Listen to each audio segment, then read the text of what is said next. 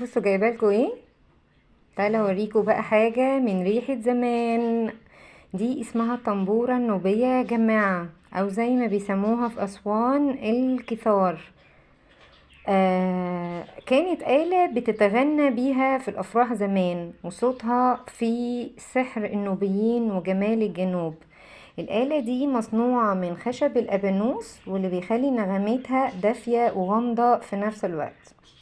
لو سمعت صوتها هتحسوا كأن الزمن رجع بينا لورا شوية، وده يمكن اللي بيخليني أحب في الحاجات القديمة واجيبها لكم تتعرفوا عليها. ايه رأيكم فيها؟ لو حبيتوا شكلها أول مرة تتعرفوا عليها قولولي في كومنتات إذا كنتوا شفتوها قبل كده ولا لأ. باي باي، بحبكم.